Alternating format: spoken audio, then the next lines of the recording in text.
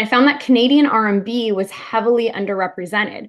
While I dove into the research in my PhD, a lot of Canadian R&B artists were immigrants that came to Canada and struggled to get representation, to get access to airwaves, as well as support in Canadian music. So a lot of them moved to the US to get that support they needed to then come back and be celebrated in Canada.